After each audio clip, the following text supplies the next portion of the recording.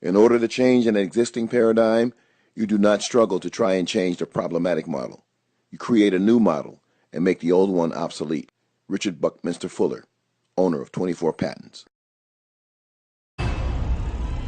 The problem.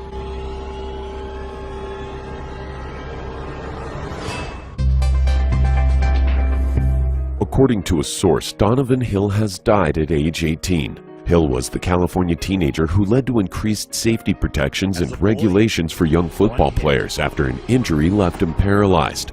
In 2011, Hill's story became national news when the 13-year-old fractured his spine during a Pop Warner Championship game. So the numbers are shocking. A 7th high school football player dying after playing in a game. Last year, 5 high school students died of football-related injuries. That's a number we've already passed. 7th high school player to die just 7 weeks into the football season, raising concerns. But the top concern for parents continues to be concussion. Since 2013, 23 high school football players have died of traumatic brain injuries while playing the game. A national health crisis that should be resolved at the highest level. The solution. Helmet-free tackle. The Hosea method.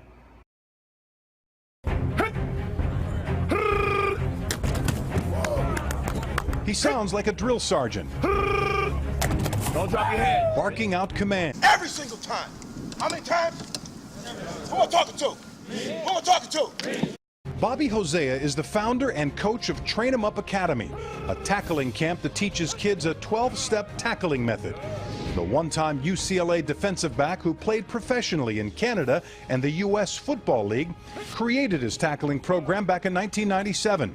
In 2011, a study was done on his method. There was a scientific research study done on my tackling technique. It showed a 43% reduction in helmet first impact. That was 100% of the crown. That's where all the problems are.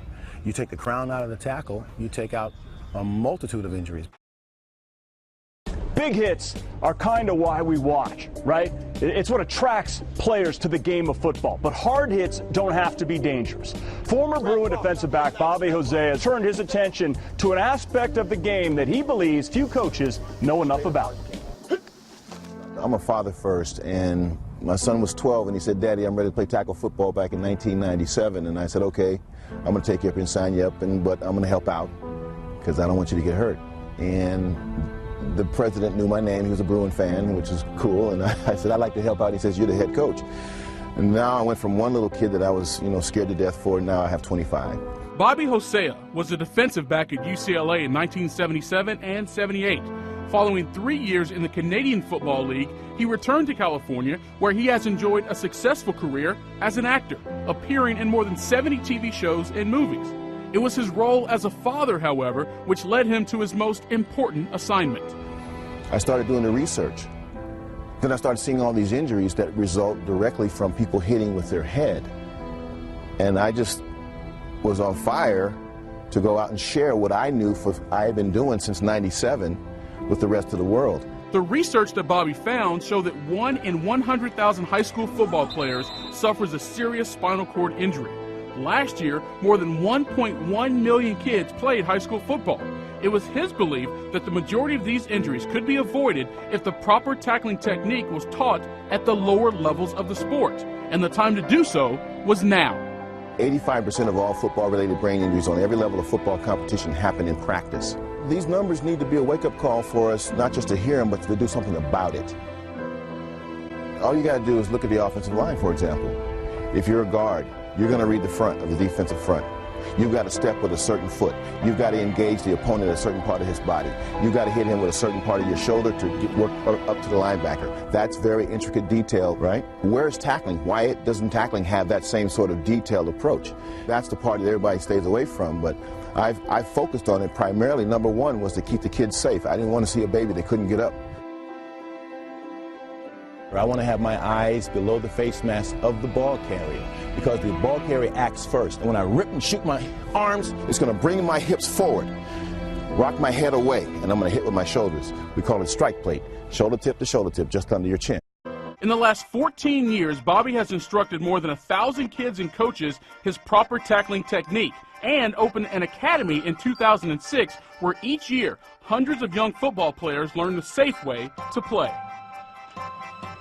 Well, I've created a system of training, full-speed, game-simulated tackle training that allows you to react to every move that a ball carrier makes and finish the play.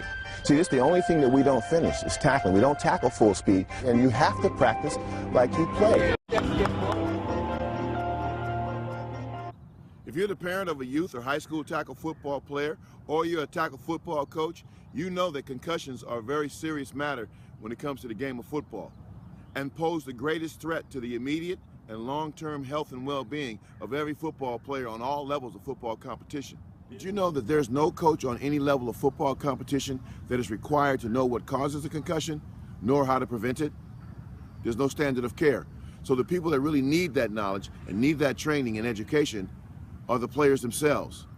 The best protection you can give your student athlete that plays tackle football is the knowledge and training to protect themselves. The second best protection you can give them is you. And coming soon, my helmet-free tackle safety and performance training course to educate parents, players, and coaches on how to play safe, effective tackle football and reduce the risk of concussions, neck, and spinal cord injuries. To save our game, one player at a time.